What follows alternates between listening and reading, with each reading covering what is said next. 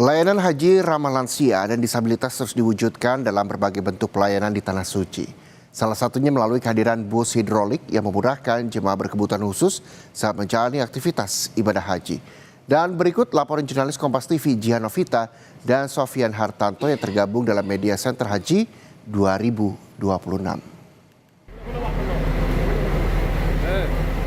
Satu persatu jemaah haji lanjut usia dinaikkan ke dalam bus. Dengan tenang, jemaah haji ini bisa dengan mudah memasuki bus untuk melanjutkan perjalanan ibadah di Tanah Suci. Melalui fasilitas bus hidrolik memungkinkan badan kendaraan secara otomatis turun menyesuaikan kebutuhan jemaah.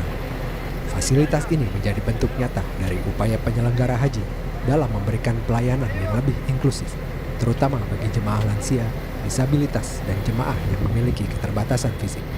Bagi jemaah lansia, kehadiran bus hidrolik bukan sekadar fasilitas transportasi, melainkan juga sebagai bentuk perhatian dan kepedulian agar mereka tetap dapat menunaikan ibadah dengan tenang.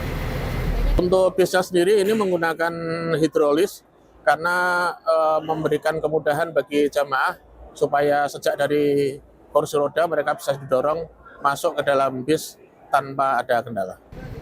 Program Haji Ramah Lansia dan Disabilitas memang menjadi salah satu fokus pelayanan musim haji tahun ini. Harapannya, ibadah haji bukan hanya tentang perjalanan menuju Baitullah, tetapi juga tentang memuliakan setiap tamu Allah tanpa terkecuali. Kehadiran bus hidrolik diharapkan menjadi solusi mempermudah mobilitas jemaah lansia dan disabilitas, sekaligus memperkuat komitmen penyelenggara dalam mewujudkan haji yang lebih ramah, setara, dan penuh kepedulian. Jihan Novita, Sofian Hartanto, Kompas TV Mekah, Arab Saudi.